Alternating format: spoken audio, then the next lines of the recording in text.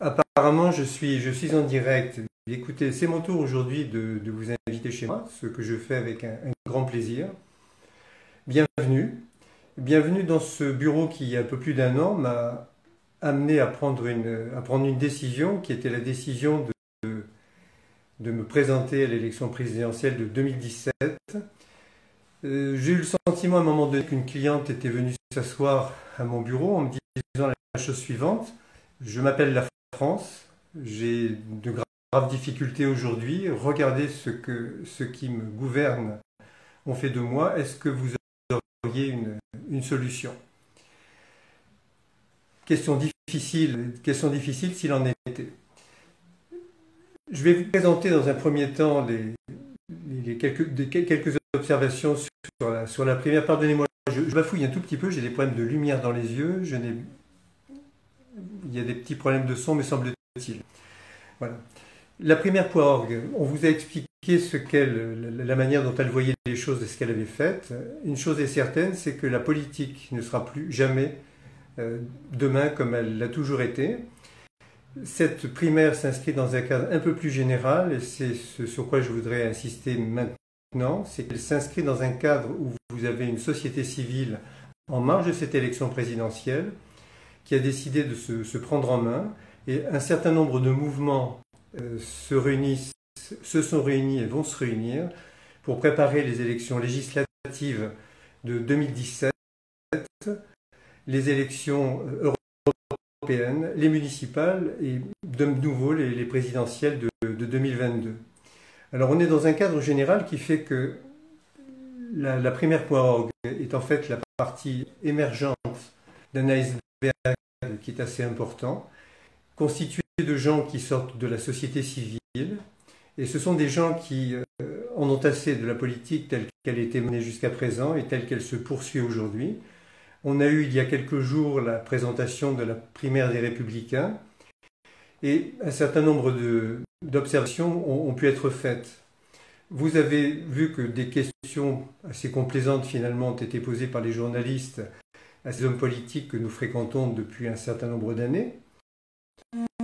Des hommes politiques qui pour certains sont redoublants, des hommes politiques qui n'ont eu de cesse que de se critiquer les uns les autres, des hommes politiques qui appartiennent à un système qui nourrit allègrement et de manière assez grasse, puisque chacun des partis majeurs, les trois partis majeurs aujourd'hui, le Parti républicain, Parti socialiste et maintenant le Front national, se partagent bon an mal an 65 millions d'euros. Ces primaires de la droite ont coûté 8 millions d'euros, tandis que nous, qui sommes des gens qui travaillons, faisons de la politique low cost, mais tout de même de la politique de qualité. Il y a beaucoup de choses à dire. Alors, je vais me présenter dans un premier temps pour ceux qui ne me connaissent pas. Ensuite, j'exposerai les grandes lignes, la vision que je puisse avoir de la France. Et je voudrais vous préciser que, indépendamment des candidats qui se présentent dans le cadre de la primaire.org, chacun de ces candidats, ou en tout cas une partie d'entre eux, est accompagné d'un certain nombre d'experts extérieurs, parce que l'objectif de cette primaire n'est pas simplement de faire émerger un candidat, mais c'est de permettre à un candidat de diriger toute une équipe et d'être en mesure de diriger le pays. Donc il y a des questions de management qui vont se poser. La responsabilité des uns et des autres est assez importante, compte tenu du fait que la primaire, si elle réussit à positionner un candidat et si les élections sont gagnées, aura une obligation, en quelque sorte, pas la primaire, mais le candidat qui est émergé, d'assurer un service après-vote. C'est la raison pour laquelle on est en léger décalage aujourd'hui, puisqu'on se présente aujourd'hui aux électeurs, aux internautes, alors qu'en réalité, dans nos réflexions, nous en sommes déjà sur les modalités d'action, l'aspect juridique des choses, quelles mesures constitutionnelles mettre en place, quelles sont les mesures que l'on doit utiliser pour être en capacité d'appliquer un programme, parce qu'avoir un programme, c'est déjà une chose, mais ensuite être en mesure de le rendre opérationnel en est une autre, parce qu'il y a un Parlement composé de l'Assemblée nationale et du Sénat, et qu'il est certain que voir l'émergence de personnes qui sortent de la société civile ne fera pas nécessairement plaisir à beaucoup de sénateurs et de députés, et qu'il faudra s'attendre certainement à une forme de résistance quelque part. Donc il est important de partir là-dessus. Ce qui veut dire également que l'élection qui va s'ouvrir à partir du 22 jusqu'au 31 octobre est une élection qui est une élection importante parce que vous allez choisir, en choisissant 5 des candidats qui se sont présentés à vous et qui vont encore se présenter à vous, vous allez choisir les 5 candidates, les 5 candidats qui vont constituer l'équipe qui va être en mesure de préparer d'autres équipes dans une perspective de croisement avec les équipes des hommes politiques traditionnels, ce qui signifie que ce ne sera certainement pas une partie de plaisir, et que parmi ces 5, là aussi c'est un point important à rappeler, c'est que parmi ces 5 se trouvera la candidate ou le candidat qui finalement aura la lourde charge de tirer en fait ce train démocratique. Donc c'est une responsabilité importante. Vous choisirez donc parmi les 5 ceux qui, selon vous, sont en mesure de prendre en charge cette action. Une action qui va durer pendant 5 ans et qui est assez copieuse. Alors, il y a beaucoup de choses à dire sur le fond. Alors simplement sur la vision des choses. Lorsque je me suis lancé dans cette aventure il y a un peu plus d'1 an, j'ai adressé 10 000 courriels, donc manuels, à un certain nombre de maires de France pour leur demander s'ils avaient la possibilité de me soutenir. Même pas de me soutenir, mais de me donner la possibilité de m'exprimer. J'ai eu des réponses assez étonnantes. Certains m'ont expliqué qu'il n'était pas question pour eux de parrainer, de soutenir quelqu'un qu'ils ne connaissaient pas. D'autres m'ont expliqué qu'ils étaient maires et que leur conseil municipal était composé de personnes disparates. D'autres encore m'ont indiqué qu'étant encartés dans un parti politique majeur, il n'était pas question que qui que ce soit vienne brouiller le message. Donc à la lumière de ça, je fais un arrêt sur image à un moment donné, et j'ai eu l'occasion de leur écrire pour leur expliquer que cette fameuse signature qui est le sésame qui doit nous permettre de nous exprimer, n'est qu'en fait une délégation qui leur a été donnée, une délégation portant sur un droit de communication. Donc chaque candidat potentiel a un permis à point, et sur ce permis à point, il y a 500 signatures à coller pour leur permettre de s'exprimer. Ce qui, pour moi qui suis avocat et conseille à la Cour pénale internationale, est quelque chose d'assez étonnant, parce que j'ai eu l'occasion de le rappeler à certains maires lors de leur congrès, le congrès des maires ruraux de la semaine passée. J'ai eu l'occasion de leur préciser que la démarche était tout à fait particulière, parce que je suis un plaideur d'habitude, et qu'en fait je suis obligé, alors que je prendrai la parole pour les défendre le cas échéant, je suis obligé de leur demander l'autorisation de m'exprimer, ce qui est quand même quelque chose de particulier. Et ça a mis l'accent sur une chose essentielle, c'est que la démocratie en France est devenue aujourd'hui quelque chose de totalement utopique. Alors bien sûr, on n'est pas dans une dictature au sens où on peut l'entendre, où on en voit ici ou là, mais simplement on vous explique que le commerce est libre, mais qu'avant de pouvoir vous installer dans un territoire, vous aurez l'obligation d'obtenir l'autorisation de celui que vous allez concurrencer. C'est tout de même étonnant. Et nos politiciens actuels, conscients du fait qu'il se passait quelque chose dans la société civile, n'ont rien trouvé de mieux en avril dernier que de voter une loi dite de modernisation de l'élection présidentielle qui va rendre les choses totalement impossibles ou illusoires, compte tenu du fait que nous n'aurons plus la possibilité d'aller chercher les signatures chez les maires, ces pauvres maires qui sont apparemment assaillis par des petits candidats. Donc il faudra que ces maires envoient directement leur signature au Conseil constitutionnel, enfin leur pouvoir, sur un modèle qui est préétabli, en espérant peut-être que les courriers se perdront par la voie postale, et nous ne découvrirons que par une communication dans le journal officiel quels sont ceux d'entre eux qui ont pris des engagements, les ont respectés, ce qui signifie qu'on n'aura absolument aucun pouvoir de faire quoi que ce soit. Donc ça a été fait. Cette péripétie, qui n'en est pas une véritablement, puisque ça correspond à quelque chose de construit, a mis en évidence le fait que le général de Gaulle, lorsqu'il avait demandé aux uns aux autres de ne pas remettre les clés, en fait, de ne pas remettre le pouvoir au parti politique avait là encore fait preuve d'une grande vision, puisque on s'est trouvé dans la situation suivante. Vous aviez des partis politiques qui n'arrivaient plus à être financés par leurs propres adhérents, qui ont trouvé quelques solutions, quelques astuces pour pouvoir faire circuler de l'argent ici ou là. Et quand c'est devenu vraiment voyant et que ça a vraiment posé problème, ils ont demandé à leurs propres élus, sénateurs et députés, de voter une loi qui leur permettrait d'être financés par l'État, c'est-à-dire par le contribuable. En d'autres termes, je me suis imaginé devoir assister quelqu'un spécialiste de fraude, d'escroquerie, d'abus de confiance, et que sais-je encore, devant un tribunal, et entendre cette personne s'adresser au procureur ou au président, disant, vous savez, si vous souhaitez que j'arrête ces malversations, ces détournements et ces appropriations de fonds qui ne sont pas à moi, faites de moi un rentier ou un fonctionnaire d'État. Et c'est précisément ce qui s'est passé. Nos constitutions en 1946 et la constitution en 1780, 89, 90 avaient été établies par des hommes libres pour des hommes libres. Aujourd'hui, ça n'est plus le cas, puisque vous avez aujourd'hui des gens qui sortent de partis politiques, qui ont confisqué la vie publique. Le principe selon lequel le Parlement contrôle l'action du gouvernement est un principe qui n'a plus aucun sens, puisque se trouvent au gouvernement les mêmes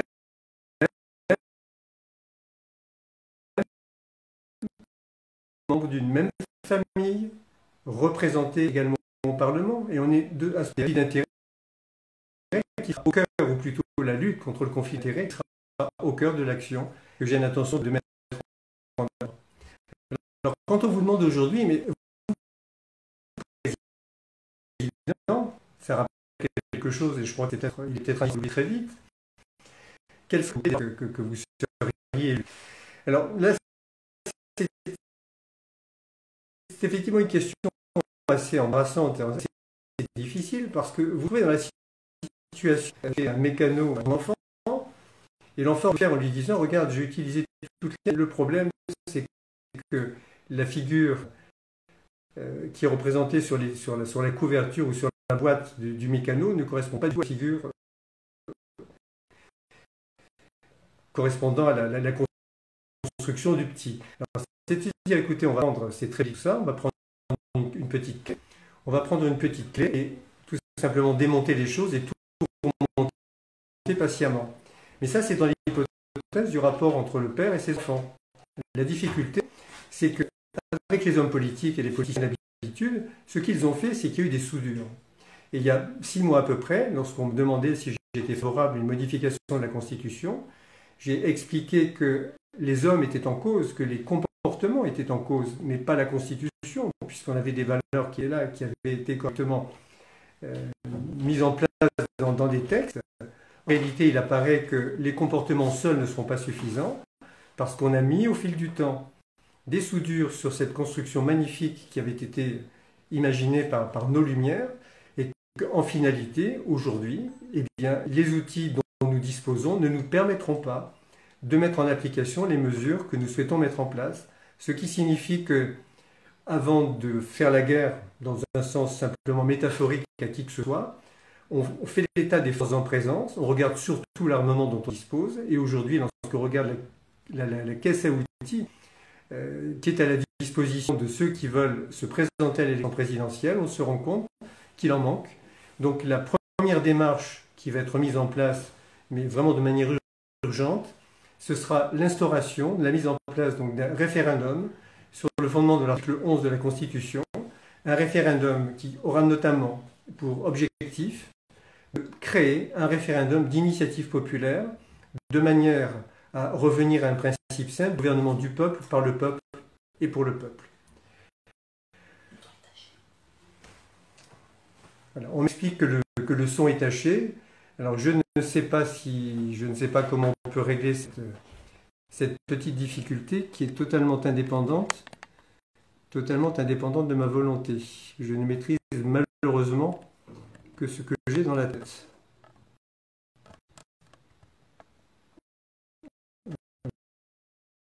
Comme nous n'avons pas de retour. Voilà, le son apparemment remonté. C'est en tout cas ce que je vois. Ce que je vois à l'écran. Donc, je disais donc, première mesure mise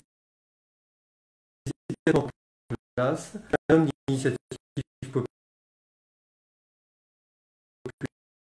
populaire.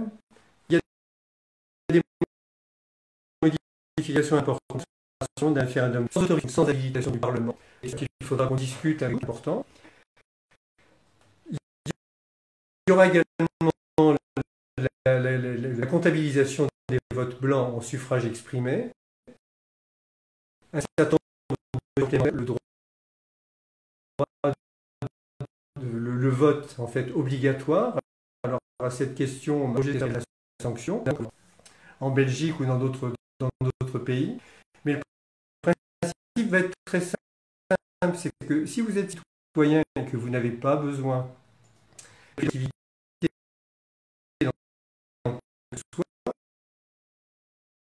il n'y a aucune difficulté, vous aurez la possibilité de ne pas aller voter. Par contre, si vous considérez qu'il n'est pas indispensable de vous inscrire sur les listes électorales ou d'aller voter, là se posera peut-être une difficulté. Le principe qui va animer l'ensemble des réformes proposées est un principe très très simple, qui est un principe d'équilibre.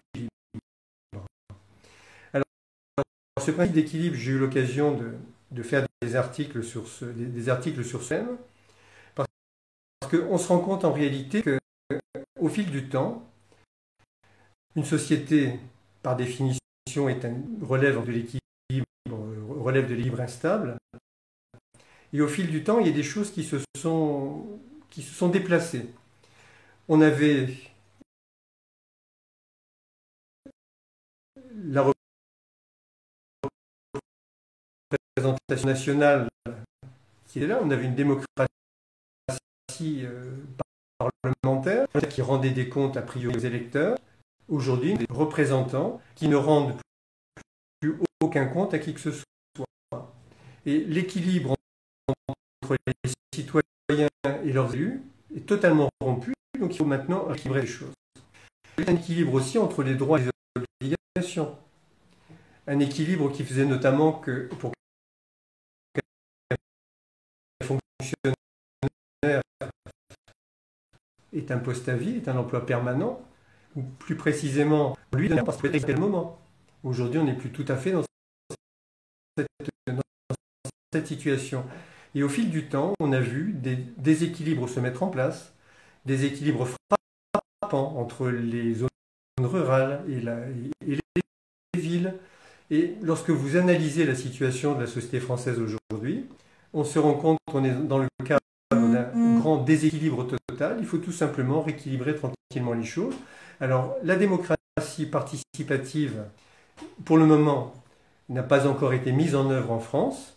On sait que la démocratie représentative est aujourd'hui à bout de souffle. Il va donc falloir trouver un système qui va rétablir là aussi les choses. Et dans le cadre de ce référendum tel qu'il est proposé, on m'a demandé si j'y intégrerais éventuellement un référendum concernant la sortie de la France de l'Union européenne. Et là, j'ai été tenté de répondre par oui ou non, ou oui et non, mais pas parce que je pratiquerais la langue de bois. Il y a une raison très simple à ça. J'ai relu il n'y a pas très très longtemps le traité de Maastricht et la Constitution, en tout cas le projet de Constitution européenne. Et quand vous n'êtes pas juriste, il est certain que ça pose des difficultés. Ça peut même en poser d'ailleurs lorsque vous êtes juriste. Lorsque je vois la participation qu'il y a eu aux élections européennes, mon raisonnement était très simple. C'est de dire, nous voulons aujourd'hui une France horizontale, évoluant dans un cadre européen qui correspondra à une Europe également horizontale. On aura donc une Europe et une France horizontale, dont la seule verticalité sera celle des valeurs. Et les valeurs sont partagées, que l'on soit en France ou que l'on soit en fait en Europe, puisque les Lumières ont eu aussi un certain nombre d'implications ici ou là.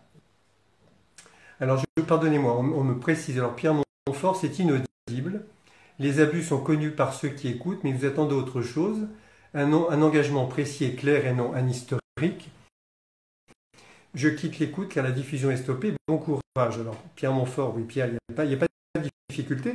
Simplement, la difficulté, c'est qu'à force de vouloir prendre les informations à l'état brut et exiger systématiquement que l'on répondit, on s'amuse à prendre la partie du subjonctif par oui ou par non, sans faire un rappel historique, les gens restent toujours, les gens, vous, moi, dans une espèce de flou, où c'est plus le passionnel qui prend le pas sur le rationnel et sur la culture. Et la difficulté, c'est que parce qu'on nous coupe au quotidien de nos racines culturelles, on n'est plus en mesure d'émettre une opinion. Et je pense que ces rappels étaient tout de même importants. Si Pierre a des connaissances historiques qui font que l'explication historique des choses ne lui présente pour lui aucun intérêt, je suis persuadé que certains de nos compatriotes, en fait, y trouveront un intérêt particulier. L'expérience démontrant que tout un chacun est toujours intéressé à apprendre des choses. Alors, cette Europe horizontale, on revient sur le référendum. Nous voulons participer naturellement aux élections européennes. Mettre en place des équipes qui vont changer les choses de l'intérieur. En tout cas, on va tout faire pour modifier les choses. L'Europe ou l'Union européenne n'est pas réellement en cause. Vous avez un gouvernement de jacobins qui, voulant pratiquer la concentration, c'est-à-dire voulant être partout au niveau du territoire pour régler et faire en sorte que les uns et les autres n'aient plus de liberté, ont trouvé extrêmement confortable lorsque quelque chose ne va pas, de dire que c'est la faute de l'Union européenne. Alors bien sûr que ça peut être parlementaire, qui sont étrangement nos propres parlementaires, c'est que ce sont des gens qui, de la même manière, viennent de la même famille politique. Le principe est le suivant, c'est qu'on ne démolit pas une voiture parce que le pilote est incapable de la conduire ou parce que son mécanicien est capable de la réparer.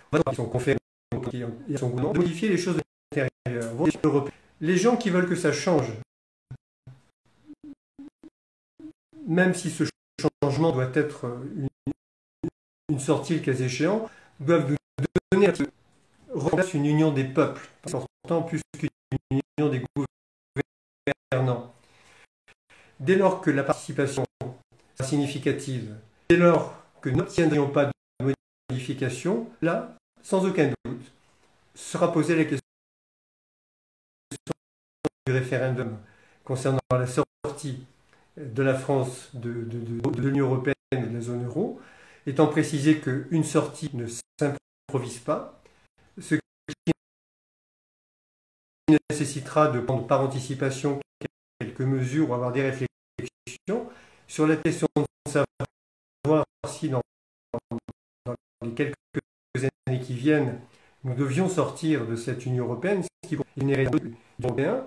La globalisation n'est pas la mondialisation. Eh bien, le fait de préparer une sortie, vous voyez aujourd'hui le Brexit, ce que ça donne, on va sortir sans vraiment sortir, on y reste, on n'y reste pas. Et celui qui avait été le promoteur de la sortie, dès que la sortie a été opérée, a dit, écoutez, moi c'est bien gentil, mais je passe la main à quelqu'un d'autre. On aura l'occasion de revenir sur les questions européennes à un autre moment. Donc, apparemment, on me dit de nouveau que c'est inaudible et que je n'ai malheureusement pas beaucoup de moyens de contrôle sur cette opération. Alors, parmi les premières mesures qui vont être prises, des mesures pour lutter contre cette urgence sociale que l'on voit au quotidien. Je pense que beaucoup de nos compatriotes ne s'amusent pas du fait de voir dans la rue des gens qui sont des descendants. On a une misère sociale aujourd'hui qui est là.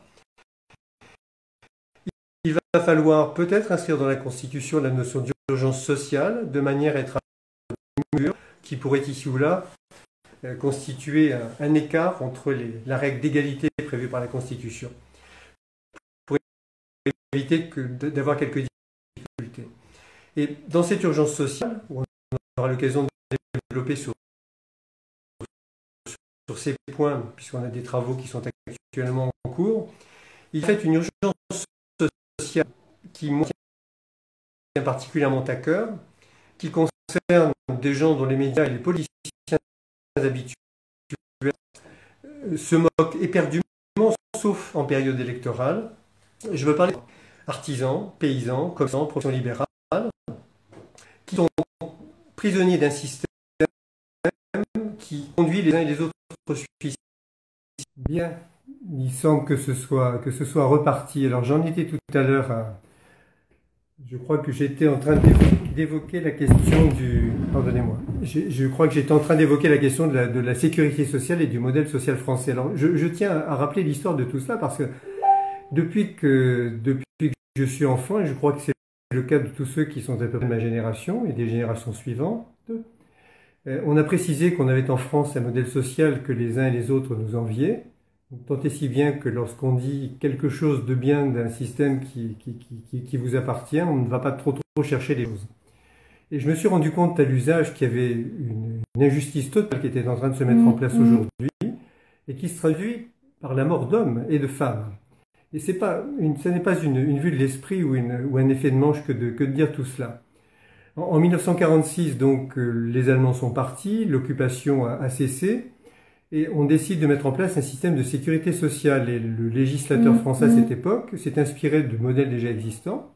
On avait un modèle qui avait été inspiré par Bismarck, mis en place à la fin du 19e siècle, qui était destiné aux ouvriers des mines. Et en 1940, donc le système était simple, c'est que chacun cotisait quelque chose dans une caisse, l'État mettait un complément et se déroulait ainsi le remboursement et la prise en charge de ceux qui avaient des problèmes de santé. En 1942, un économiste anglais qui s'appelait Beveridge a, lui, en fait, considéré qu'il fallait tenir compte des gens qui étaient indigents, qui n'avaient pas la possibilité de payer, et les Français sont arrivés en faisant un mélange des deux systèmes, avec en principe une troisième modalité qui était une modalité de paiement par l'impôt. Donc le système, l'originalité n'existait pas vraiment, sinon c'est à ce moment-là qu'on a mis en place la gestion paritaire du système de sécurité sociale, et c'est là aujourd'hui on arrive à une véritable fumisterie, une véritable vue de l'esprit, parce que alors que la sécurité sociale est une obligation de la nation, donc qui pèse sur l'ensemble des individus, on l'a fait peser depuis 1946 que sur les actifs et en particulier les indépendants. Et là où c'est difficile, c'est qu'un indépendant doit laisser 46% de son chiffre d'affaires en cotisations diverses. Ces cotisations le mettent sur la paille, puisqu'on a donné la possibilité à des organismes de droit privé, je dis bien de droit privé, d'émettre des contraintes et des petites gentillesses de cette sorte. Et nous avons de plus en plus de commerçants, d'artisans, de paysans, de professions libérales qui se suicident.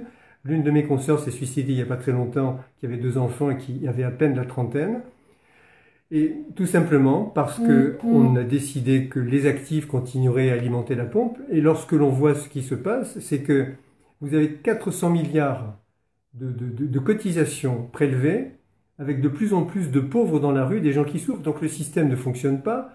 Les artisans sont dans l'incapacité aujourd'hui d'avancer parce que, étant indépendants, ils engagent leur patrimoine personnel et que les cotisations sociales les amènent à être poursuivis, leurs biens vendus, les entreprises mises en liquidation judiciaire, dans l'indifférence la plus totale. Et lorsque l'on voit qu'on a mis ces gens sur la paille, j'ai décidément quelques soucis techniques. Donc, comme on voit que ce n'est pas suffisant, eh bien les caisses font des emprunts qui sont cautionnés par l'État et ainsi roulent les choses. Étant précisé que dans le cadre de la gestion paritaire, on se trouve au plein cœur de difficultés particulières. La plupart des caisses du RSI, toutes les caisses du RSI, sont mal constituées. Il y a tout un tas de bugs qui donnent lieu depuis des années à des procédures particulières.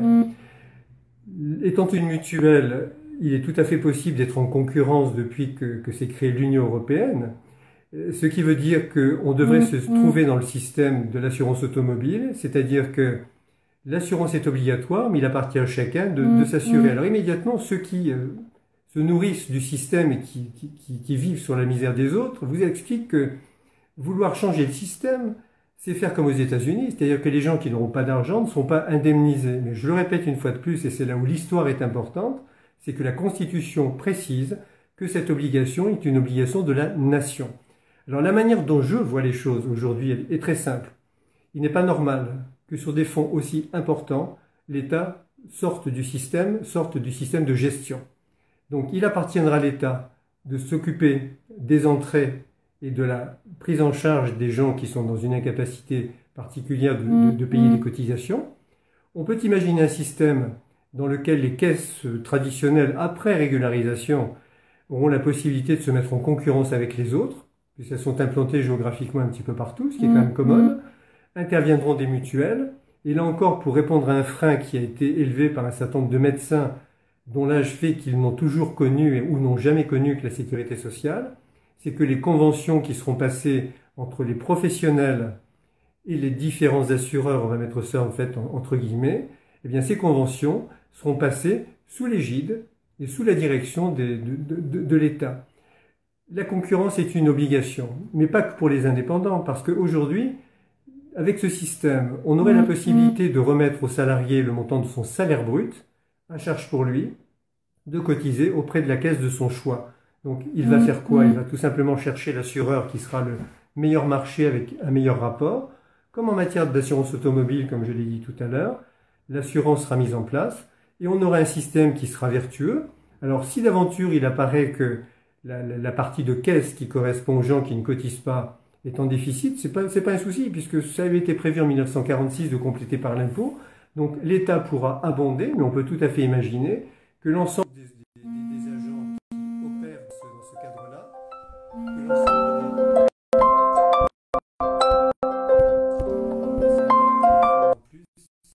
pas. Donc dire que les agents qui opèrent dans ce cadre-là et qui font des bénéfices pourront abonder eux aussi. Donc on peut avoir un système équilibré avec, une fois encore, une protection absolument totale et garantie pour les gens qui n'ont pas d'argent. Donc tous ceux qui aujourd'hui vous expliquent qu'il ne faut pas faire d'histoire avec un grand H et qu'il est indispensable en fait de maintenir le système tel qu'il est, qui est un système monstrueux, eh bien cela se trompe. Et je voudrais simplement vous livrer cette petite anecdote. Une commerçante que je connais maintenant bien, qui a décidé de pousser un coup de gueule à un moment donné, elle avait fait une petite vidéo il y a quelques mois, en faisant mention du fait qu'elle était commerçante et que ce qu'elle vivait était vraiment insupportable au quotidien. Et cette vidéo a connu beaucoup de succès sur le web.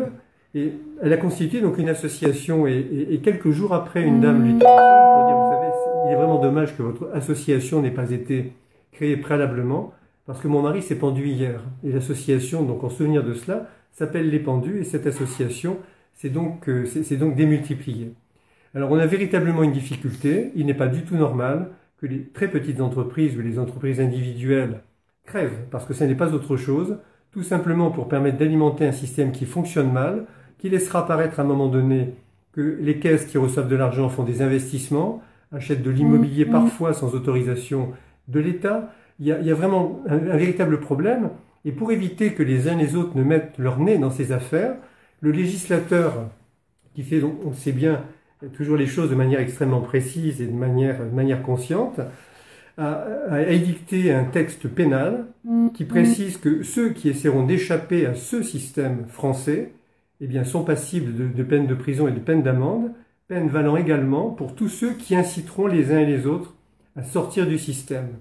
Ce qu'il faut savoir, c'est que la Cour de justice de l'Union européenne a déjà expliqué que la concurrence c'était la mise, puisqu'il n'est pas possible d'être en abus de position dominante, avec une petite nuance, c'est qu'ils ont indiqué que la Cour de justice a précisé que chaque État pouvait mettre en place un système légal, et là on joue encore sur les mots, puisque le système légal au sens européen, c'est un système qui fait qu'il est applicable à tout le monde, alors qu'en réalité le système français est légal naturellement, parce qu'il est prévu par la loi, mais c'est un système qui est parcellaire et qui s'applique à des catégories professionnelles tout à fait différentes.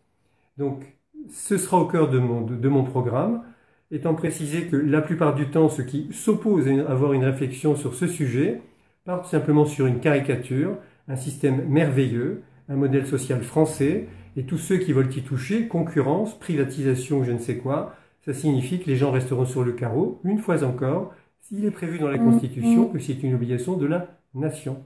C'est une obligation de la nation. Donc ça, il faut bien l'intégrer. Deuxième petit rebondissement, parce que directement lié au fait de ces questions de sécurité sociale, on a c'est la particularité des gens qui sont également poursuivis par les banques. Donc il y a beaucoup de choses qui vont être mises en place, et j'envisagerais de mettre en place, au lendemain de l'élection présidentielle, une sorte de Grenelle, puisque maintenant ce nom est tombé dans le domaine commun, pour mettre autour de la table les banquiers et les autres, parce qu'il y a beaucoup de choses qui se passent aujourd'hui qui ne sont pas acceptables. Le montant des agios qui ont été encaissés par les banques cette année sur des gens qui, par définition, ont des difficultés financières. Le nombre de commerçants, là encore, d'artisans et de professions libérales qui sont poursuivis par les banques et qui sont mis en fait sur le carreau, avec cette conséquence que, dans ce cadre-là qui est un véritable traumatisme, ça vient encore alourdir les caisses de sécurité sociale. Le FMI, il n'y a pas très très longtemps, a donné l'autorisation, comme s'il avait à le faire, à ses membres, de prélever, de faire en sorte que les banques puissent prélever sur les comptes clients certaines sommes lorsqu'elles auront fait de mauvaises affaires. On voit bien qu'il n'est plus acceptable, là encore, on en revient à la notion d'équilibre, d'avoir un système où d'un côté, le banquier à qui vous confiez votre argent l'utilise à des fins personnelles, spécule avec cet argent, et que lorsqu'il fait de mauvaises affaires, il aura la possibilité de venir demander aux consommateurs, en fait, ou aux épargnants, de mettre la main à la poche. Donc on est dans un système qui n'est pas vertueux, il n'y a plus d'équilibre. Face à des droits, il n'y a plus d'obligations, donc il sera indispensable, là encore, de tout remettre à plat. Ceci pour le volet social. L'ordre dans lequel je fais mention des domaines n'est pas un ordre de priorité, puisqu'aujourd'hui tout est véritablement prioritaire. Priorité en ce qui concerne l'enseignement. Je ne parle pas de l'éducation, là c'est la même chose. Il y a pour moi un principe qui est simple, c'est qu'il appartient aux professeurs ou aux instituteurs, maîtres des écoles, d'enseigner, certainement pas d'éduquer. Et que lorsque un enseignant est amené à éduquer ou à faire œuvre d'éducation à l'égard d'un enfant, ce n'est pas du tout parce qu'il est enseignant, c'est tout simplement parce qu'il est un adulte. Et on a vu qu'au fil du temps, les choses avaient changé, puisque jadis, quand vous vous promeniez enfant dans un coin de la ville et que vous commettiez une erreur ou que vous faisiez une bêtise, il y avait toujours un adulte qui vous tirait par l'oreille et qui en parlait à vos parents. Aujourd'hui, les choses ont bien changé parce que lorsqu'un enfant reçoit une mauvaise note à l'école, on a les parents ou les grands frères ou je ne sais quoi qui vont voir l'instituteur et qui n'hésitent pas à taper dessus, ce qui est à proprement parler inacceptable, même pour un pénaliste et surtout pour un pénaliste. Ce qui veut dire la chose suivante, c'est que il va falloir mettre en place un système de tolérance zéro. C'est-à-dire qu'il y a des comportements qui ne sont absolument pas admissibles. Quiconque va agresser un infirmier, une infirmière, un instituteur pour des raisons comme ça, il y aura des poursuites systématiques de la part de la communauté. C'est-à-dire qu'on ne laissera plus l'opportunité ou le soin aux instituteurs, aux professeurs, de prendre la responsabilité de faire un procès. Ce sera pris automatiquement en charge. Il y a des choses qui font partie du non négociable. Et lorsqu'on voit ces questions d'enseignement et d'éducation plus généralement, qui sont des problèmes d'éducation des parents, qui doivent, eux, être éduqués par l'école, on se rend compte du fait qu'il y a véritablement un problème d'enfants en France. Et c'est l'avocat pénaliste là qui vous parle, parce que après un certain nombre d'années de barre et plusieurs générations d'enfants passant devant les tribunaux pour enfants, s'il y a quelque chose qui est totalement inadmissible, c'est de voir un jour à la barre un jeune majeur, donc un gamin qui vient juste d'avoir 18 ans, qui se présentant pour la première fois dans un tribunal correctionnel, a déjà 15, 16 ou 17 condamnations au casier.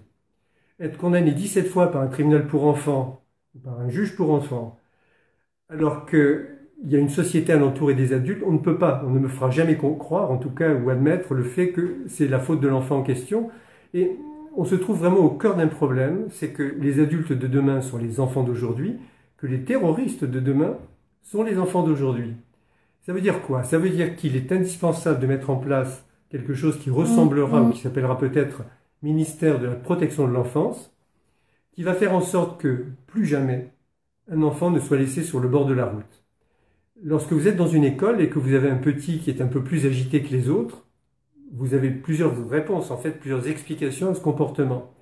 Une explication qui peut être liée au fait qu'il a des problèmes psychologiques. Donc, il s'agit de le faire aider, et non pas, comme ça avait été proposé il y a quelque temps, de créer une sorte de casier ou une sorte de fichier sur lequel l'enfant, dès son plus jeune âge, se verrait attribuer de qualificatifs disant « il était comme ci, il était comme ça ». On n'est pas du tout dans cette logique. Mais simplement, c'est qu'un comportement un peu difficile d'un enfant en communauté avec donc d'autres enfants, peut-être aussi la révélation du fait qu'il y a un problème social, sociétal, qu'il y a des problèmes de violence, etc. Et il est absolument indispensable qu'on ne laisse rien passer. Ça veut dire quoi? Ça veut dire que tout ce qui est question d'enseignement et de protection de l'enfance devront se faire au niveau de la commune ou de l'intercommunalité. Je parlerai tout à l'heure de l'intercommunalité parce qu'on est là aussi au cœur de quelque chose d'essentiel. À partir du moment où il y a des difficultés, qui ensuite violence et qui a parfois comportement délictuel, il serait normal que toutes les choses soient réglées autour d'une table. On doit savoir dans une commune quels sont les enfants qui ont des difficultés, de manière à être là au plus près pour les aider. On va en revenir, on en reviendra donc à cette France que j'imagine horizontale, parce que ça n'est pas en diluant les responsabilités qu'on fait avancer les choses. Un très simple exemple, un enfant qui fugue de chez lui pour partir de la région de Nîmes et se retrouver dans les Alpes-Maritimes, pour aller voir une petite copine, ne voulant pas rentrer chez lui, il dit que sa mère le bat, elle doit faire 1m50 et lui 1m80. Peu importe, le procureur considère qu'il y a peut-être matière à faire des choses, il est mis en famille, il est mis en fait dans un centre, et le jour où on passe devant le tribunal pour enfants, tout le monde est là sauf l'enfant, parce que les aides sociales, les assistantes sociales ou l'aide sociale à l'enfance qui était là sur place, ben, l'a renvoyé tout simplement dans le Gard. Donc ça c'est l'exemple type de superposition de compétences qui font qu'au fil du temps, bien, on n'est plus compétent de rien du tout, et que ça n'est plus que de la gestion administrative, alors que c'est avant tout de la gestion humaine. Au lendemain des attentats de Bruxelles, et j'en aurai fini, en tout cas pour le moment, sur ce thème, j'ai été excédé par les interventions des hommes politiques ici ou là, l'un proposant une mesure de perpétuité pour des gens qui venaient ici pour se faire exploser et donc mourir. Et je n'ai pas pour habitude d'écrire ou d'intervenir lorsqu'il y a du bruit alentour. Il n'est pas du tout indispensable de joindre sa voix à celle des autres, surtout qui sont beaucoup plus médiatisés par ailleurs. Et j'avais écrit ceci, c'était le fait de dire que si demain vous ne voulez pas que l'un de vos enfants ou petits-enfants se fasse exploser, bien involontairement, puisque lui aurait été victime de ça par quelqu'un qui aura à peu près le même âge, mais lorsque vous passerez dans un parc dans lequel se trouvera un petit môme qui aura peut-être les cheveux crépus, qui sera peut-être un peu différent, et bien vous, en tant qu'adulte, en tant que responsable, en tant que porteur de culture et d'éducation, vous allez peut-être lui demander ce qu'il va là, vous lui sourirez, et vous verrez qu'on arrivera certainement avec le temps à voir des situations un peu différentes, parce que de tout ce qui ressort de mes années d'exercice en tant que pénaliste, c'est que sans confiance en soi, sans estime de soi, on ne peut pas aller très loin, et qu'à partir du moment où un enfant est pris à temps, qu'il se sent entouré, qu'il ne rentre pas dans une espèce de spirale, qu'il amènera donc du conseil de discipline au tribunal pour enfants, puis au tribunal correctionnel et pour certains devant la cour d'assises, eh bien tant qu'on n'ira pas à la racine des choses pour permettre à ces gosses d'être tirés d'affaire, eh bien on n'aura jamais de résultat, et les économies que l'on fait en amont, nous les paierons plus tard en aval, et le plus souvent avec du sens qui est tout à fait inqualifiable. Et mon souci, c'est que d'audience en audience, on voit les mêmes mômes avec les mêmes profils, et toujours cette question, que fait-on pour les gosses aujourd'hui, ceux qui naissent aujourd'hui? Et là se trouve véritablement une clé, et cette clé de la protection de l'enfance se trouvera véritablement au cœur du projet, parce qu'on ne peut pas faire autrement. On ne peut pas faire autrement. Donc je vais écourter sur cet aspect-là. Beaucoup de questions me sont posées. Il y a des problèmes économiques, il y a la question de la dette aussi. Comment allez-vous faire pour rembourser cette fameuse dette? Donc là, c'est la même chose. La difficulté, c'est qu'on n'a pas nécessairement les chiffres, parce que nous sommes dans un monde d'opacité et que les choses sont faites par ceux qui créent des dettes pour qu'on ne comprenne jamais ce qui se passe. Et le raisonnement que j'ai est le suivant. J'ai rencontré des responsables de think tank, des économistes, à qui j'ai posé la question de savoir ce qui se passerait si nous arrêtions de rembourser cette dette, en tout cas pour un temps. Les uns m'ont précisé, bien écoutez, c'est pas compliqué, ce sera absolument catastrophique pour la France, qui ne pourrait plus emprunter. Ce à quoi vous répondez, mais attendez, dans ma logique, je souhaiterais que la France n'emprunte plus, qu'on essaie de travailler avec nos fonds propres. On pourrait peut-être essayer de faire quelque chose un peu différemment et de ne pas nous remettre dans cette spirale d'emprunt systématique. D'autres m'ont expliqué que si jamais on ne remboursait pas, on aurait peut-être une possibilité de négocier.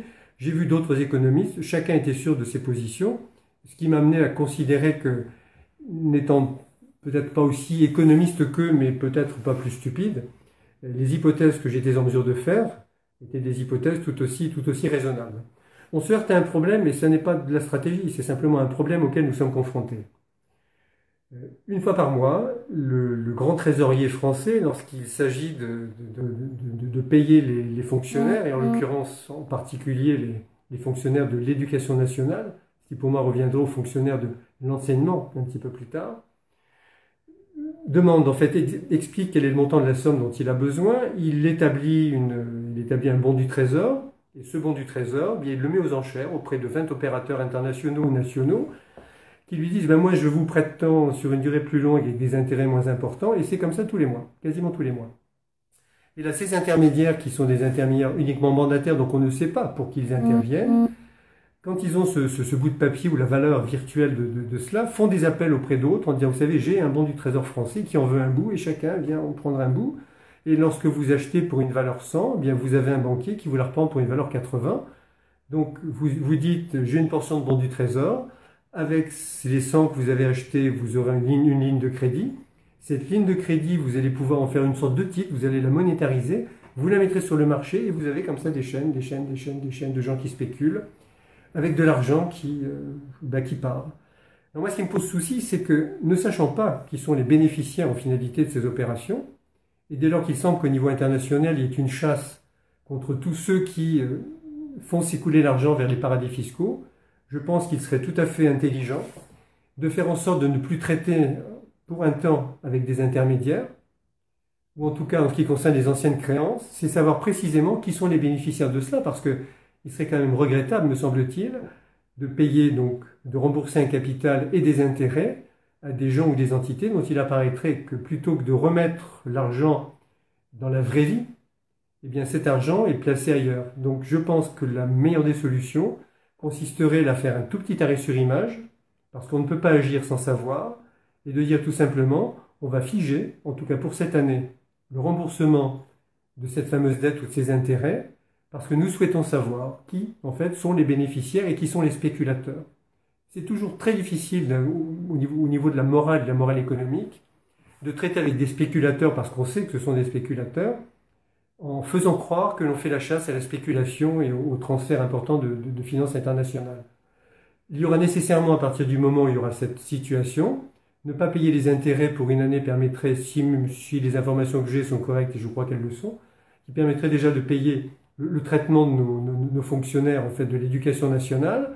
À partir du moment où la démarche serait accompagnée d'économies rigoureuses au niveau de l'État, je pense qu'il serait possible d'obtenir de l'organisme financier européen des prêts pour compléter, parce que nous aurons la possibilité de payer, mais peut-être pas complètement, mais s'il y a un effort vertueux de remise à plat de la comptabilité, ça ne posera pas, me semble-t-il, de difficultés. En ce qui concerne cette cure d'amaigrissement de l'État, je souhaiterais préciser un certain nombre de choses. J'ai entendu, lorsque les candidats de la primaire de la droite se sont exprimés, que l'un voulait supprimer 500 000 postes de fonctionnaires, l'autre 450. L'un disait, moi, j'ai décidé de les faire travailler 39 heures, payer 39 ou 35. On part dans des chiffres, des questions posées par des journalistes qui se donnent l'impression, en tout cas, ou qui veulent donner l'impression de connaître les choses. On est dans la spéculation la plus totale d'abord, parce que les questions posées, 500 000 postes de fonctionnaires, ça n'est qu'un nombre, on n'est que dans l'abstraction.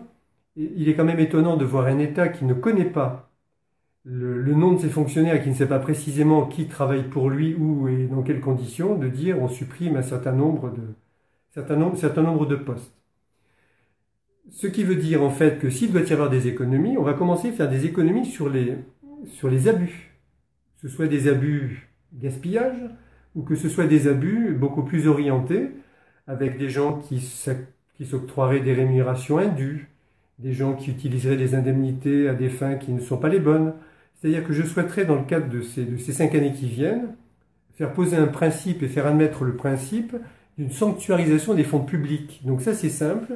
La sanctuarisation des fonds, on sait ce que c'est quand on est dans le privé, parce que vous êtes contrôlé. Contrôle sur contrôle, on a des règles de comptabilité où le moindre crayon, la moindre gomme est comptabilisée. Alors que là, en fait, on a des masses, on a des budgets, on a des sommes d'argent, on a des choses qui bougent, qui passent d'un compte, qui passent sur l'autre, tant et si bien qu'il n'est pas possible de contrôler quoi que ce soit.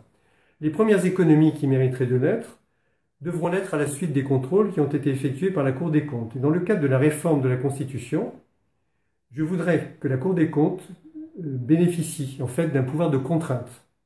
Parce que ça fait des années que nous avons des gens qui mettent en évidence des gaspillages absolument insensés, des détournements totalement inacceptables.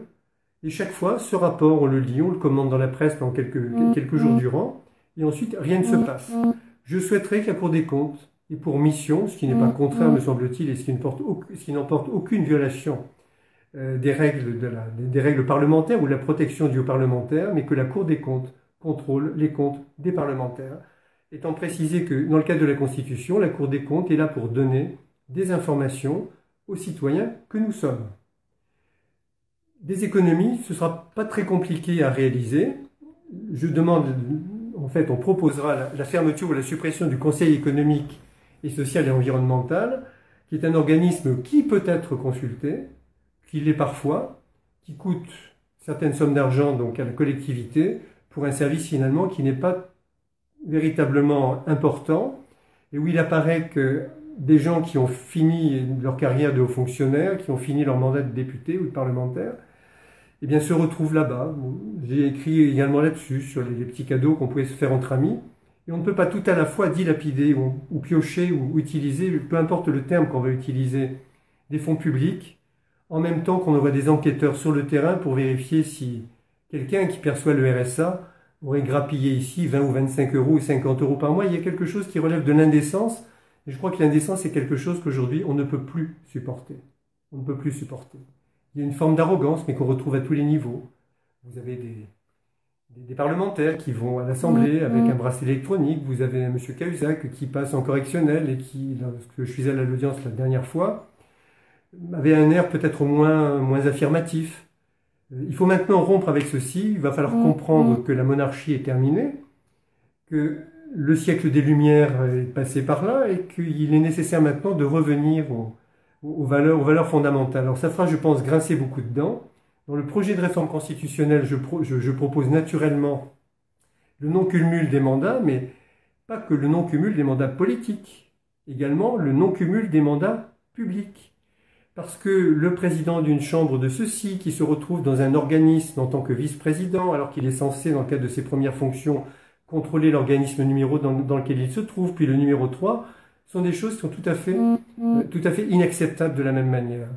Donc, avant d'envisager la réduction du nombre des fonctionnaires, il faudra d'abord savoir de quels fonctionnaires on parle, où ils se trouvent en poste, quelle est la nature de leur fonction, de leur mission, etc. Donc, avancer des chiffres ne présente absolument aucun intérêt. On va commencer par la chasse au gaspillage et la chasse au détournement, s'il apparaît qu'il y a des détournements, parce que la loi pénale doit être exactement la même pour tout le monde, et ça c'est quelque chose, et moi et mon équipe mettrons un point d'honneur à faire en sorte que ça se passe de cette manière. Chasse au gaspillage, ça m'amène directement sur les territoires. Parce que vous savez, dès que vous abordez une matière et que vous tirez sur un fil, vous voyez un autre pôle qui bouge de l'autre côté. Il y a une tentation aujourd'hui de la part du gouvernement de faire disparaître les petites communes. Donc ça, c'est une idée qui court en fait depuis longtemps et qui commence à se mettre en place dans des conditions là aussi tout à fait inacceptables. La démocratie, quand vous êtes dans un village qui est perdu quelque part, vous avez 15 personnes, c'est pas problématique d'avoir une mairie à cet endroit-là. Je veux dire, la démocratie se fait aussi autour du café du coin. Il faut pas oublier que la France était peuplée de Gaulois et que nous avions des tribus et que lorsqu'on se sent français, je crois que la définition du français c'est ça, c'est avoir un petit coup de cœur quand vous êtes sur la route et qu'au hasard d'un virage, vous voyez un clocher qui se profile au loin. Mais c'est pas une question religieuse, mais simplement parce qu'autour de ce clocher, vous savez qu'il y a une place, il y aura une boucherie, il y aura peut-être un café, et le dimanche, tandis que les uns iront se confesser, les autres iront se confesser, comme disait l'un de nos humoristes il y a quelques années, au café du coin.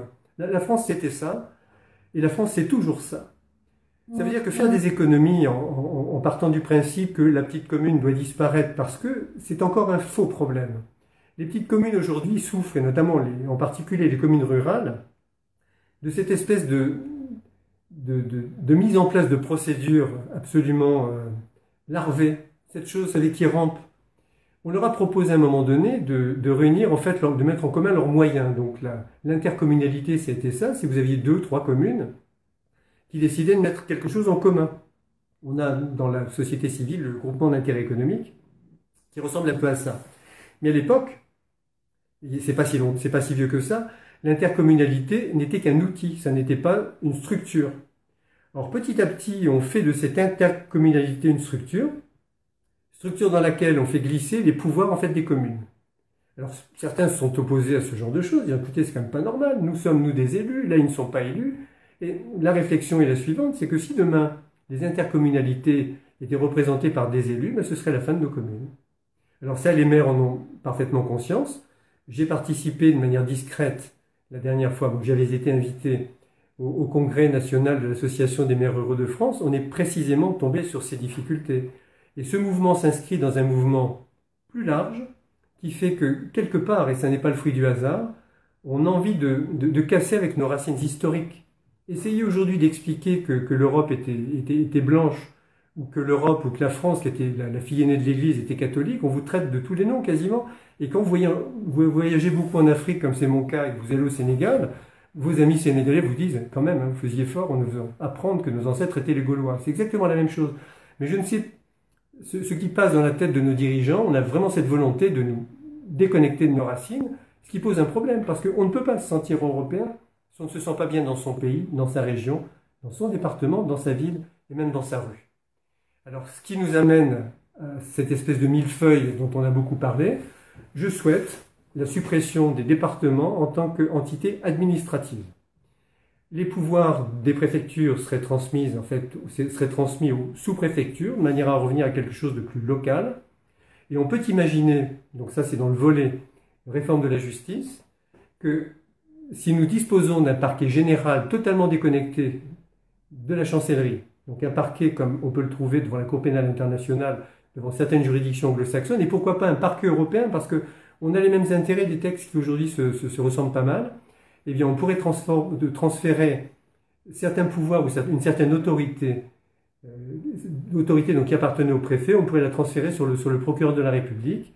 Disparition donc de ces circonscriptions. Par contre, il faut les garder à titre historique, parce que chacun, justement, les terroirs font partie de ça, et c'est véritablement important. Les régions ne correspondent plus à rien aujourd'hui. Cette région qui regroupe la Champagne-Ardenne, la Lorraine et l'Alsace est une aberration historique. C'est une aberration. On doit respecter les racines des uns et des autres.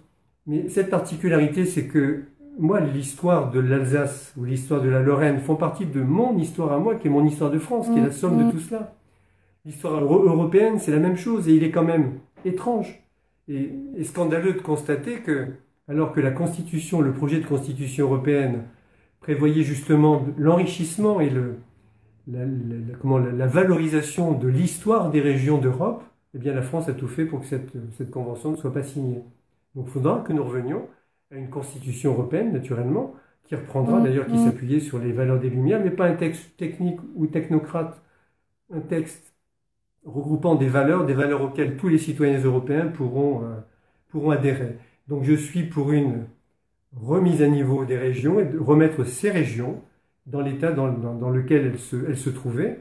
Et comme on en est à la question des valeurs et des libertés, puisque les libertés en font partie, et notamment les libertés, la liberté de circuler, je réfléchis depuis quelque temps à cette chose, c'est que confier le réseau autoroutier à des entreprises privées, alors que la liberté de circuler est une liberté fondamentale, est quelque chose qui là aussi me dérange. Donc la question est ouverte sur le fait de savoir s'il ne serait pas opportun que l'État récupère le réseau autoroutier, qui a été cédé dans des conditions d'ailleurs qui ne sont pas nécessairement d'une grande transparence, avec cette conséquence directe qu'on ferait baisser le prix du péage, et on pourrait considérer que les régions attractives faisant passer les véhicules, ou les laissant passer, peut-être parce qu'elles ne le sont pas, mais ça c'est une autre histoire, eh bien pourraient récupérer ces fonds dans le cadre de l'administration des régions, en fonction du nombre d'habitants qu'elles ont. C'est quelque chose sur lequel je crois il faudra sérieusement se pencher. Donc on a vu cette règle donc d'équilibre, la notion d'éthique. Je vais revenir sur cette notion d'éthique, ou je vais venir sur cette notion d'éthique qui vraiment est au cœur des choses. La notion d'éthique, alors d'éthique, déontologie. Alors déontologie, c'est un terme qui a été inventé par un Britannique, là encore, on se dit que je m'occupe beaucoup des Britanniques, mais dès lors qu'ils ont écrit des choses intéressantes, il n'y a pas de raison, qui en 1830 ou à peu près dans ces eaux-là, avait donné la morale politique, en fait, la vertu politique, une définition. Alors, en voyant la proposition, je m'étais dit, je m'en souviens, que va-t-il encore nous sortir comme grande phrase pour expliquer cela? En fait, il avait une définition qui était très simple, et je crois qu'il faut vraiment l'avoir présente à l'esprit, et s'en servir comme d'un outil de contrôle. Il disait la chose suivante: la vertu politique repose sur deux piliers. Le premier pilier, c'est la bienveillance, et le second, c'est la prudence. La prudence n'est pas le principe de précaution tel qu'on le connaît aujourd'hui, qui fait que quelqu'un, dans le domaine public, qui se dit que peut-être il va être déclaré responsable de quelque chose, préfère ne pas prendre de décision. Donc on voit que nous sommes loin de la responsabilité de celles et ceux qui évoluent dans la société civile. Le premier critère, c'était la bienveillance. Et ça, si vous passez au crible tous les textes de loi qui sortent déjà depuis une bonne dizaine d'années, vous ne la trouverez jamais, ou en tout cas jamais, accompagnée de cette notion de prudence. Dire, il y a des malheureux en France, on va tout mettre en œuvre pour faire en sorte de les tirer immédiatement d'affaire, là vous avez la bienveillance. Mais si vous complétez en disant, mais on va picasser sa lauderie, passez-moi l'expression, on sait que c'est un texte qui ne fonctionnera absolument pas. Alors ce n'est pas qu'une vue de l'esprit. Quand vous voyez cette histoire d'impôt sur la fortune, il est structuré comment? Est-ce que c'est la bienveillance qui a permis sa mise en place? Pas du tout. On a tout simplement voulu faire en sorte que, symboliquement, on montre des gens du doigt en disant que ce sont des riches, alors que l'homme politique qui a décidé de mettre ça en place a tout simplement oublié que son objectif, sa mission, c'était de rendre plus riches ceux qui étaient pauvres, mais certainement pas d'appauvrir ceux qui étaient plus riches, en l'occurrence en s'appropriant le différentiel, parce que l'impôt sur la grande fortune, semble-t-il, rémunère les fonctionnaires qu'il collecte, ce qui finalement en termes d'efficacité n'est pas extraordinaire. Donc il va y avoir une discussion sur cette question.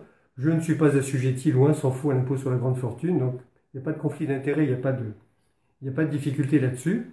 Simplement, c'est qu'on va désengorger un petit peu les circuits administratifs, et dans le prolongement, demander aux agents administratifs également de se remettre à la disposition des citoyens. Vous faites votre déclaration de TVA aujourd'hui, vous avez l'obligation de faire votre déclaration sur Internet et de payer sur Internet. Vous laissez passer parce que malheureusement vous avez des gens qui voyagent pour faire rentrer des devises en France, ou qui se déplacent, ou qui n'ont pas eu le temps d'eux. Eh bien, tandis que vous êtes sur la route et que vous n'êtes pas à votre cabinet pour rentrer votre TVA, vous la déclarez et vous faites le virement sur compte une journée après. Vous avez donc 10% de pénalité, ce qui, rapporté un intérêt, est à 3650% par an, ce qui est quand même excessif. Et vous avez l'obligation d'envoyer une lettre de motivation pour dire « Excusez-moi, je travaillais, je suis pas sédentaire, je bouge beaucoup, je fais ça pour la collectivité. » Mais donc on vous dit oui une fois, on vous dit non une deuxième fois. Et contrairement au Monopoly, vous pouvez gagner le premier prix de beauté ou le prix de mots croisés. Chaque courrier que vous recevez aujourd'hui d'une administration et d'un organisme public ou parapublic, ce n'est qu'une punition. Punition tout le temps. Le pauvre candidat à la présidentielle qui ne vit pas des deniers publics a déjà perdu 4 points sur son permis pour 2 dépassements à 91 au lieu de 90, après avoir parcouru, je crois, 3 ou 4 000 km. Et nous sommes les seuls en Europe également à avoir ce genre de choses. Il faut arrêter cette espèce de guéguerre entre les structures de l'État et les consommateurs. On a l'impression qu'il y a des choses trappes partout et que chaque fois, on essaie de vous piéger. Ce n'est pas le rôle de l'État. L'État doit se concentrer sur ses missions de base, doit se concentrer sur ses rapports avec nos pays, avec nos voisins européens, pour se concentrer précisément sur ces métiers de base, c'est-à-dire la délimitation de frontières extérieures protégées, une armée, la mise en place d'une armée éventuellement, on a nos hôpitaux chez nous, donc tout ce qui touche à la santé qui est vraiment indispensable. Je ne suis pas persuadé que c'est là qu'il faille faire des économies parmi ces 500 000 fonctionnaires. Par contre, pour la suite des événements, remettre en question le statut de la fonction publique, c'est-à-dire accorder des emplois permanents à certains citoyens, alors que les autres, par définition, pour aller dans le privé, seraient en fait titulaires de contrats précaires. Là, il y a une réflexion à avoir, et je pense que dans l'intérêt de l'égalité et le rapprochement entre les uns et les autres, ce serait bien dorénavant que nous n'ayons plus ces emplois à vie. Un emploi garanti n'a aucun sens parce que l'économie tourne très vite, les technologies tournent très vite, il faut chaque fois s'adapter, et un contrat à vie, en fait, un contrat permanent n'a absolument aucun sens. Donc, je vais arrêter. Alors, il y a beaucoup de questions qui se posent, des questions de l'immigration, j'ai discuté là-dessus, la laïcité. Bon, ça pourra faire l'objet de questions parce que je suis parti autrement pour 5 heures de monologue. Et je n'ai pas du tout envie de ressembler à un dictateur cubain, puisqu'il est arrivé de faire 10 heures de discours. Donc ce que je vous propose tout simplement, c'est de faire une petite pause. On aura l'occasion de toute façon d'aborder de nouveau certains sujets, peut-être par écrit. Alors les questions que je vais recevoir, si elles sont en fait massives ou correspondent à un pan de programme important, j'écrirai dans les tout prochains jours donc un article qui rentrera sur le fond sur l'ensemble des questions posées, de manière à ne pas répondre par oui ou par non, ou donner des réponses superficielles, parce qu'on sait très bien aujourd'hui que la superficialité n'est pas un critère de rigueur et qu'il est préférable de réfléchir à tous les aspects d'une question avant d'y répondre, même si on vous contraint d'y répondre dans un délai très court. Je vais répondre peut-être par écrit ou peut-être par oral en fonction de ce que ma collaboratrice aura noté comme question.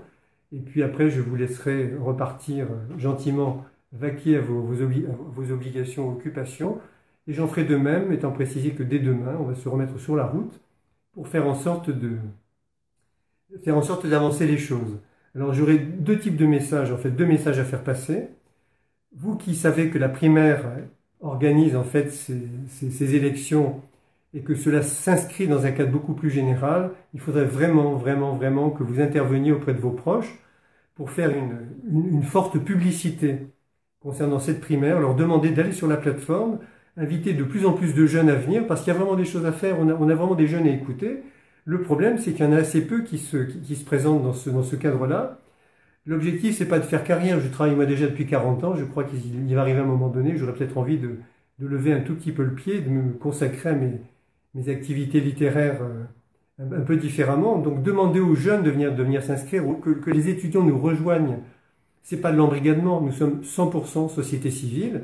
C'est-à-dire que demain, ils auront vocation à prendre la relève. Dès lors qu'on est d'accord sur une direction, on aura la possibilité de faire les choses. Donc vraiment, il faut qu'ils viennent en masse et qu'ils viennent soutenir la primaire. Parce qu'à partir du moment où la primaire aura un nombre d'adhérents suffisant, les médias, les grands médias ne pourront plus faire autrement que nous inviter. Et nous avons beaucoup de choses à dire. Et simplement, c'est que la véritable motivation aujourd'hui, cette espèce de frustration, c'est de ne pas être confronté aujourd'hui à tous ceux qui se disent grands politiciens et qui vont s'adresser à nous en petits candidats. Alors simplement, sachez que il est difficile de faire valoir qu'on a de l'expérience en indiquant que ça fait 15 ans ou 20 ans qu'on se plante dans la démarche, parce que tous ceux que vous allez voir sont tous des redoublants, ou en tout cas des gens qui ont un peu traîné dans les classes et qui vous disent « mais vous n'avez jamais eu de mandat électif ». Le général de Gaulle non plus, bon, je ne veux pas se comparer au général de Gaulle. Pompidou, c'était la même chose, ce n'est pas du tout indispensable. Alors s'il faut entendre par là « vous n'avez jamais réussi à taper dans les caisses », ne vous imaginez pas que vous allez devenir président de la République si vous n'avez déjà pas testé les caisses locales, les caisses régionales, etc. Donc, je caricature, mais véritablement à peine. Véritablement à peine.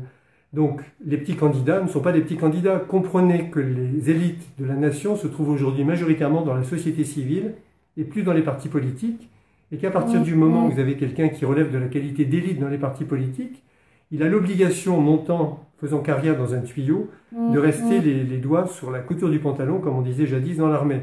Ce qui signifie que s'il a de bonnes idées, s'il les montre un peu trop, il va vite redescendre au troisième sous-sol, donc ce n'est pas une source de motivation.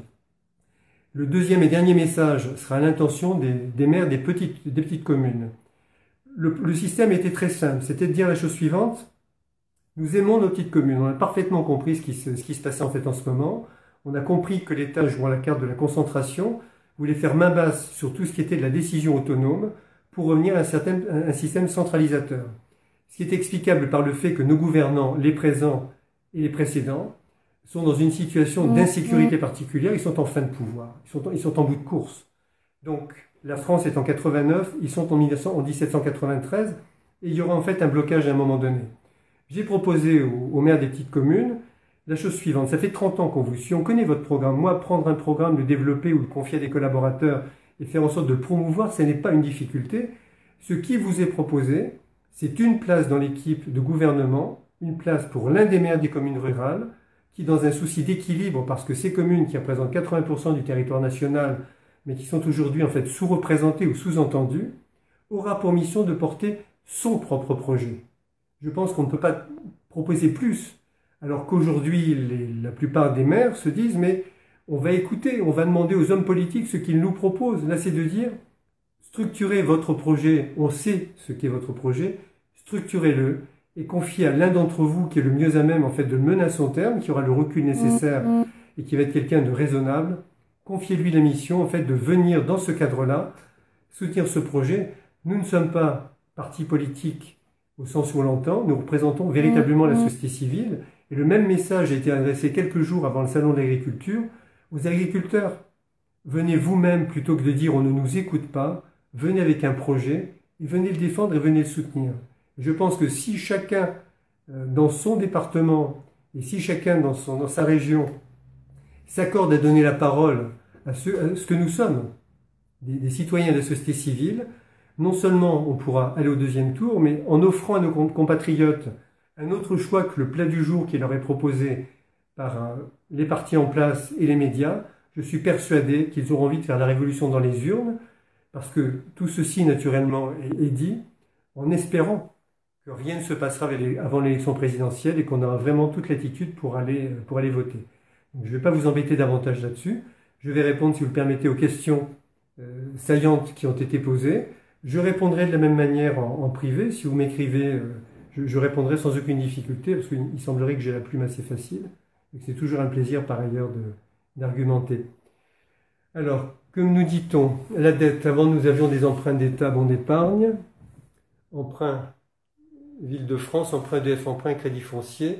Ce qui fait économie, dit-on, c'est d'abord la possibilité de créer. Alors bon, ça n'est pas vraiment. Alors c'est la possibilité de créer de la monnaie, donc la banque. On reviendra sur ces questions de banque. Je suis, comme je vous l'ai indiqué, sur le développement des banques, des banques locales. On aura certainement à réfléchir avec d'autres spécialistes, parce que des spécialistes dans ce domaine, il y en a beaucoup. Il faut chaque fois avoir une vision équilibrée des choses. Je ne répondrai pas oui ni non à partir du moment où je n'ai pas de certitude sur un fait, mais je peux être convaincu dès lors qu'on présente des arguments et des documents qui tiennent la route. Alors, on nationalise les autoroutes, comment paie-t-on les investisseurs? Alors, c'est vrai que le plus simple, c'est toujours la même question. Le plus simple, c'est de ne rien faire du tout. Vous savez, il y a eu des négociations dans un sens, il y a des négociations de l'autre. Je pense qu'il y a des arguments qui seront à échanger, peut-être pas devant un petit téléphone au cours d'une conférence, une conférence sur Facebook, mais la négociation, c'est un art. Donc les artistes existent, rassurez-vous, et on en a tous dans nos entourages. Donc des communes de 12 à 15 000 habitants conduit à d'autres possibilités de ventilation des compétences entre les communes nouvelles. On en revient à la même chose. Avoir des structures éloignées, moi, c'est pas quelque chose qui me convient. Donc c'est vrai que chacun peut avoir son opinion, mais je crois que quand vous avez un maire qui perçoit 400 € d'indemnité par mois parce qu'il est dans une petite commune et qu'il a quelques frais de déplacement, je crois que l'intérêt social que ça représente mérite bien qu'on conserve la commune en question. Et plus on va faire grossir les choses, plus vous aurez des postes qui vont être mis en place, on va retrouver encore des structures administratives. Et je crois que tout le monde en a marre de ces structures administratives, non pas parce qu'elles sont administratives, mais parce qu'elles font doublon et qu'on a en place en fait des gens qui se demandent comment occuper leur journée. Je suis assez cruel, mais je crois qu'à un moment donné, il faut éviter aussi la langue de bois. Il y a énormément de fonctionnaires qui ne demandent qu'une chose, c'est de retrouver une responsabilité, ne plus être gestionnaire de l'imprimé 404 bis alors que le voisin est gestionnaire de l'imprimé 404 terre. On a plein de gens qui souhaitent avoir un avancement qui serait au mérite et d'autres qui préfèrent naturellement que l'avancement se fasse à l'ancienneté. Donc on a énormément de forces vives dans les administrations et ce que j'ai indiqué tout à l'heure sur le fait qu'il n'y aurait plus dorénavant d'emploi permanent, ça ne concernera naturellement pas les fonctionnaires au poste, c'est évident, mais par contre il est possible de créer d'autres filières, d'autres modes de recrutement, d'autres modes de formation dans le cadre du privé. Donc là, c'est pareil, il va falloir mettre en place tout ça sur la table, parce que je n'ai pas la science infuse. Je crois comprendre quelles sont les limites du système et ce que l'on peut y faire. Mais le généraliste n'est pas un spécialiste en tout, et on a l'avantage d'avoir des spécialistes qui, eux, sont en mesure de donner un éclairage particulier pour sortir les meilleures solutions possibles. Et je crois que c'est une leçon de vie qu'il faut prendre, de vie politique, pour la suite. On n'impose pas en cherchant ensuite à comprendre. Je crois qu'on essaie de comprendre avant de prendre des initiatives. Rien que ça, je pense que nous ferions de sérieuses économies. Alors, il faudrait toutefois obtenir des garanties des caisses privées, si elles sont mal gérées ou en faillite, tout à fait normal. L'État gérera les entreprises publiques comme il est demandé aux sociétés privées de gérer leurs filiales, de gérer leurs groupes, parce qu'on a pris beaucoup d'avance dans le privé. Dès que vous avez une information que vous exploitez, eh bien, vous risquez d'être poursuivi en correctionnel. De l'autre côté, ça ne fonctionne pas. Donc, on nous a bridés depuis des années, mais ça nous a amené à avoir une certaine formation et puis également une certaine une certaine éthique et une certaine compréhension des choses. Donc je crois que quelque part, on a de temps en temps ce sentiment qu'en faisant telle ou telle chose, ça n'est peut-être pas bien. Donc pas bien, c'est peut-être une connotation morale, voire religieuse, mais je crois que chacun comprendra cette petite voix interne qui vous dit il faut peut-être pas y mettre les pieds, c'est peut-être pas très bien. Alors, pensez-vous qu'il est indispensable d'avoir une éthique en politique et que proposez-vous? Alors ça, c'est très simple. L'éthique, naturellement, c'est la moindre des choses. Pas de condamnation, donc casier judiciaire vierge. Impossibilité pour un élu condamné, je dis bien condamné, de reprendre ses fonctions parce qu'être élu est un privilège qui n'est pas donné à tout le monde. Ce qui veut dire que ce privilège-là, on ne peut l'utiliser qu'une seule fois. Quand vous avez un peuple ou une partie de la population qui vous fait confiance et que vous décidez de trahir à un moment donné, quelles que soient les raisons que vous ayez, vous ne pouvez pas revenir en politique. C'est quelque chose qui me semble totalement évident. La prestation de serment. Alors, je sais que d'aucuns considèrent que la prestation de serment n'est pas indispensable parce que, bon, moi je pense qu'elle est indispensable. J'ai prêté 2 serments, un serment en tant qu'avocat et un serment en tant que conseil devant la Cour pénale internationale. Et je peux vous dire que le menteur ordinaire n'est pas le parjure. Et qu'à partir du moment où vous avez prêté serment de respecter certaines règles, quand vous êtes confronté à une situation qui pourrait vous amener à un moment donné à être un peu aveugle ou à ne pas faire très attention, vous avez toujours cette petite voix qui vient et vous avez le serment qui revient. Parce qu'un mensonge, un enfant peut comprendre que ça n'est pas bien, on est dans le domaine de la morale. Par contre, le fait de jurer et le fait de se parjurer peut être criminel d'ailleurs pour des hommes politiques. Et c'est tout à fait indispensable. Et je crois que, compte tenu des affaires qui ont émaillé les affaires politiques, les histoires politiques déjà depuis un certain nombre d'années, revenir, ce qui avait été proposé par des sénateurs il y a quelque temps, un engagement solennel des hommes politiques auprès de la nation pour se réconcilier avec eux, pour dire nous avons compris que nous intervenons par délégation et que le gouvernement en France est le gouvernement du peuple, par le peuple et pour le peuple, le fait d'avoir les hommes politiques venant prêter serment aux valeurs républicaines aurait quelque chose de tout à fait salutaire.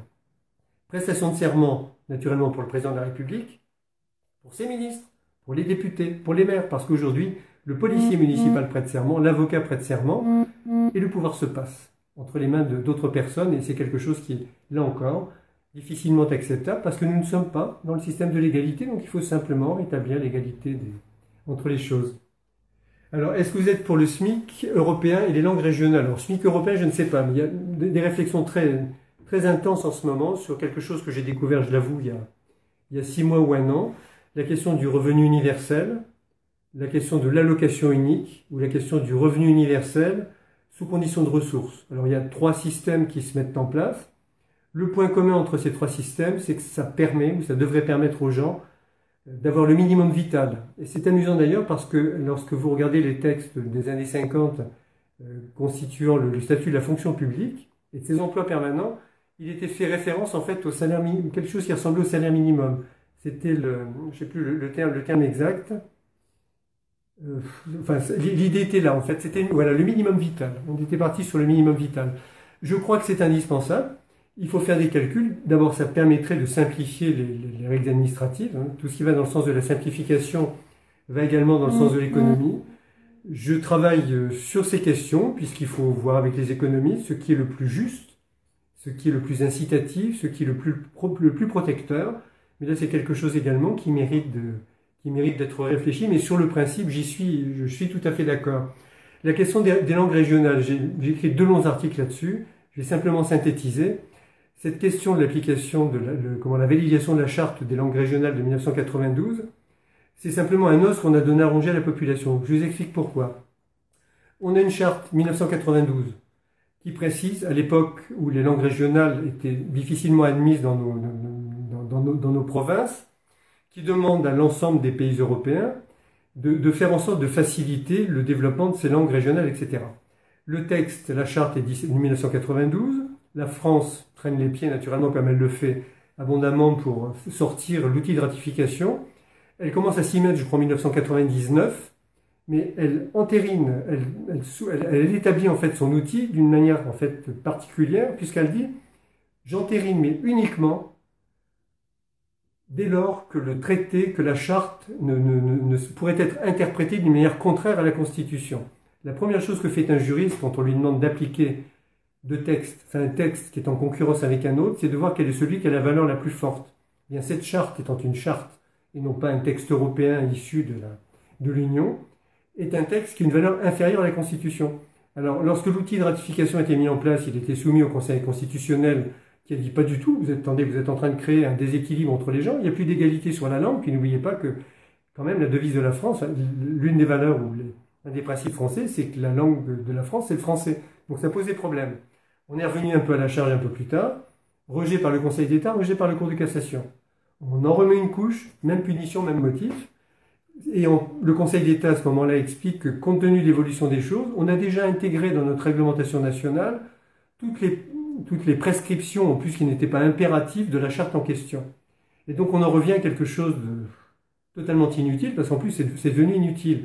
Mais la cerise sur le gâteau, ou plutôt aux pommes de discorde, c'est qu'à côté des langues régionales, on sait ce que c'est le corse en Corse, le breton en Bretagne, etc., il y avait la question des langues minoritaires. Alors qu'est-ce que c'est qu'une langue minoritaire? C'est une langue qui est abondamment parlée sur le territoire, sans qu'on puisse la circonscrire à une région. Donc il y a une langue, effectivement, qui pose problème, qui est la langue arabe. Et M. Jospin, il y a quelques années, avait demandé à l'un de ses conseillers de faire un rapport. Le conseiller lui dit, mais langue régionale, je vois bien, mais langue minoritaire, je vois pas bien. Donc aujourd'hui, on vous remet dans le débat la question suivante. Est-ce que l'arabe, peut-être, pourrait-il être considéré comme une langue minoritaire au sens de la loi? Étant précisé qu'on ne sait pas de quelle langue arabe on parle, puisqu'il y a l'arabe littéraire et puis l'arabe qui est un arabe plutôt patois, si je puis dire, en tout cas dialectal. Donc pour répondre à la question, hors de question de valider cette charte, pour les raisons que je viens d'exposer. C'est un texte qu'on doit prendre aujourd'hui, qu'on doit mettre aux archives. Ça ne présente plus aucun intérêt, et c'est parfaitement illégal par ailleurs. Donc c'est simplement pour alimenter, puisque ce qu'on entend aujourd'hui, c'est, attendez, on va apprendre des langues régionales alors qu'on ne parle même pas le français. Voilà. Ça fait partie de ce modus operandi de nos politiciens habituels. Voilà, réponse à la question, peut-être un peu longue, mais vous verrez, parce qu'on va vous envoyer les liens que j'ai écrits de longs articles sur ça. Voilà. Donc un pays autonome, riche de ses agriculteurs, artisans, commerçants, PME, culture, artistes, tout à fait d'accord. La France, c'est ça. La France, ça ne peut être que ça.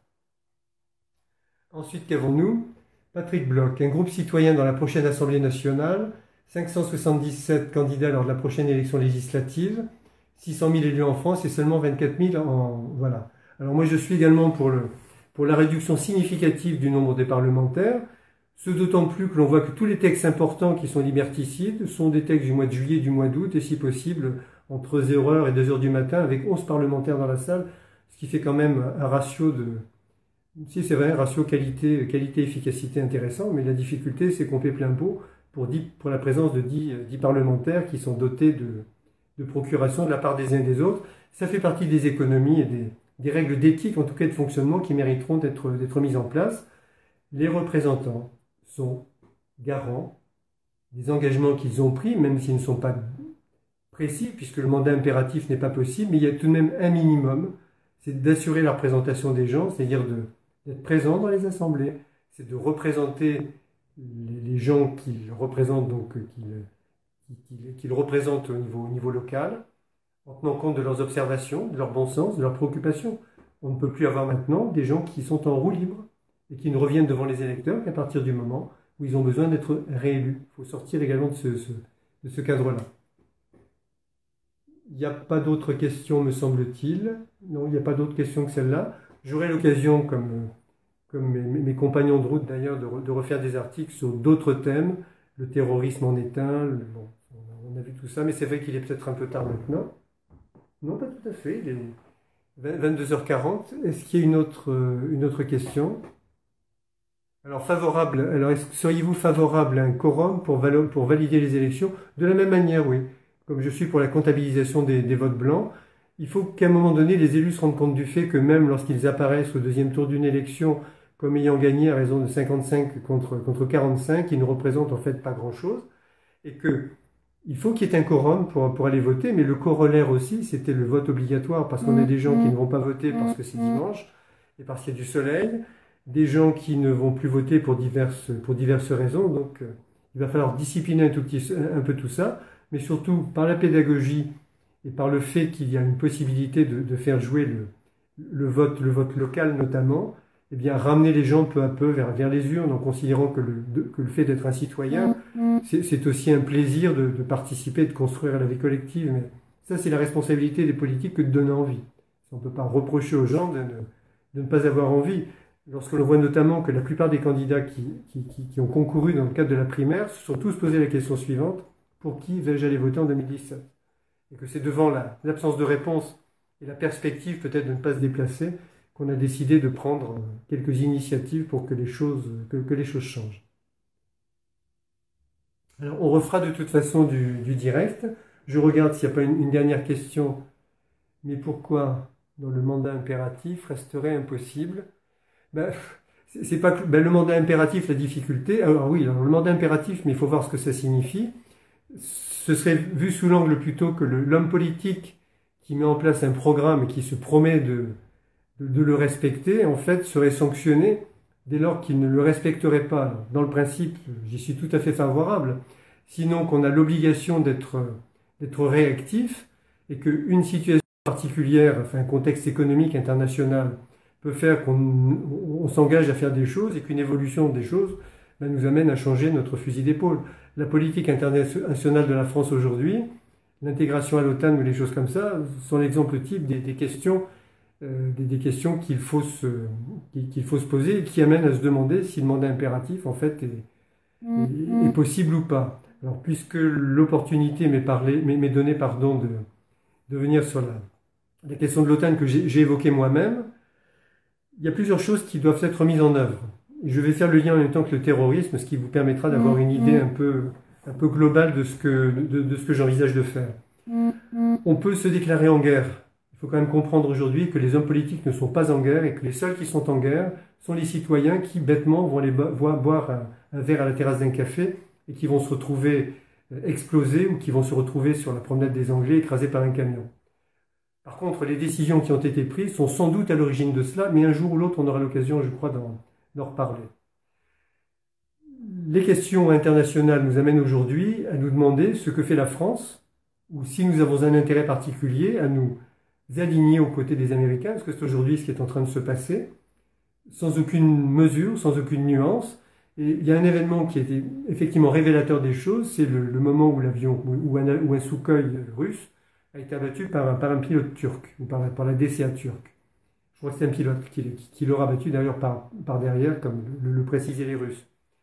À ce moment-là, il ne faut pas oublier que la guerre de 14-18 est partie d'un jeu d'alliance. Il aurait fallu faire quoi? La Turquie faisant partie de l'OTAN, il aurait fallu soutenir la Turquie contre la Russie. Quand on regarde dans mes bibliothèques, j'ai des ouvrages de Tolstoï, Dostoïevski et bien d'autres. Est-ce que la culture russe ne fait pas partie intégrante de notre culture? Est-ce que ça n'est pas notre voisin le plus proche?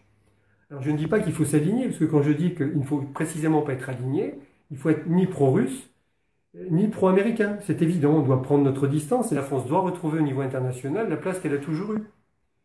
Métier de conciliation, de médiation, parce que l'ouverture, parce que la culture est pas d'œillère.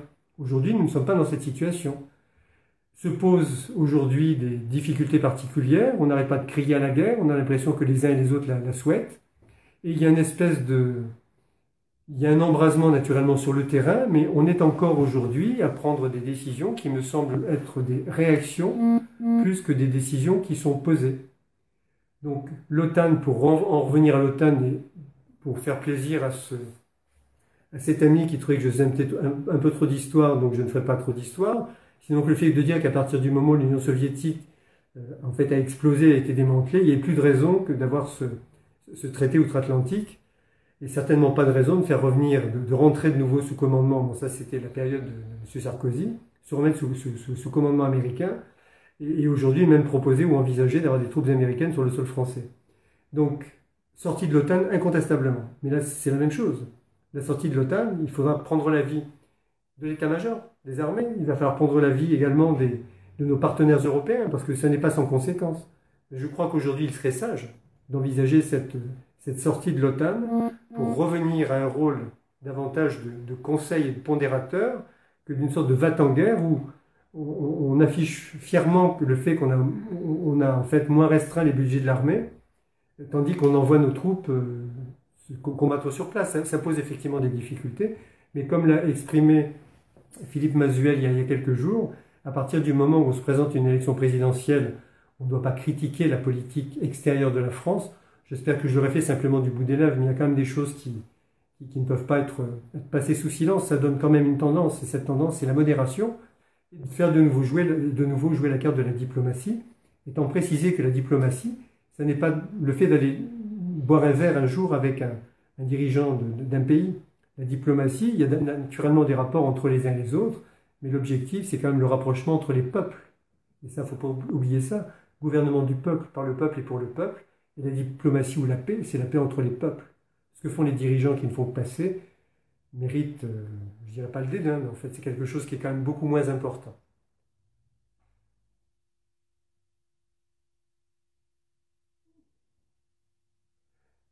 Alors, Syrie, donc, qu'est-ce qu'on précise? Donc, problème d'enjeu énergétique, nous sommes d'accord là aussi, mais j'aurai assez peu de temps là maintenant pour développer ces points, mais je ferai, je vous le promets, sur les thèmes importants qui ont été affichés. Je ferai donc de nouveaux articles et on va essayer d'organiser de nouveau donc une vidéo là-dessus. On me précise, mais ça je crois que c'est un peu tard, qu'il était possible pour vous d'inviter des amis en cours de vidéo donc à intervenir, donc je pense qu'il y en aura. Je suis de toute façon contactable tout le temps, puisqu'il y a blog, il y a tout ce qu'il faut pour poser des questions. Mais écoutez, j'espère qu'on va suivre ensemble un bout de chemin, mais l'aventure de la primaire.org mérite vraiment, vraiment d'être suivie, d'être poussée, parce que plus elle sera poussée, plus les gens vont venir, et ce qu'il faut voir, c'est que même pour les mouvements qui souhaitent, dans les années à venir, s'attacher à d'autres initiatives, on peut imaginer qu'une courte échelle se retranscrira par la suite par le fait de donner un coup de main de l'autre côté, parce qu'on a une dynamique qui est en marche, et à partir du moment où des citoyens décident de se prendre en main, on ne peut pas les arrêter. Dernière petite précision qui était une remarque de Jean-Jacques Rousseau à un moment donné, je clorai mon débat là-dessus, c'est qu'on peut toujours se battre pour sa liberté, il est beaucoup plus difficile de se battre pour la conserver. Donc faisons attention à cette réflexion qui veut que, ayant quelques avantages ici ou là, même peu importants, le fait d'avoir peur de les perdre nous amène en fait à l'immobilisme. Et je pense que demain, et j'espère en tout cas que demain, plutôt que d'avoir des petites phrases sur Internet disant « mais qui c'est celui-là? Qu'est-ce qu'il peut faire? Qu'est-ce qu'il vaut? » etc. Un petit peu comme la chanson de Vassilieu. On aura des mots d'encouragement disant « écoutez, allez-y, nous de toute façon on vous suit. Nous sommes maintenant le premier parti de France. » C'est-à-dire que face aux 0,5% de militants, nous avons un parti dans lequel on aura 99,5% de militants. Voilà, sur ces mots, je vous souhaite une très bonne fin de soirée et je reste ouvert donc pour la suite des opérations à des discussions. Et on me demande, oui, alors ça c'est vraiment fondamental, inviter les internautes à demander aux maires ruraux de venir soutenir notre démarche. Et vous avez donc, on a donc un flyer qui a été posté, dont il conviendra en fait, de photocopier, et il faut le diffuser, et ça servira de toute façon à celui qui en finalité sortira premier de cette primaire, puisque le mécanisme est prévu d'une manière telle que les petits ruisseaux doivent faire les grandes rivières, et qu'au bout du compte, c'est la société civile qui doit gagner plus que les individus candidats, présidentiables ou non. Voilà, je vous souhaite à tous une bonne fin de soirée, et j'espère à très bientôt.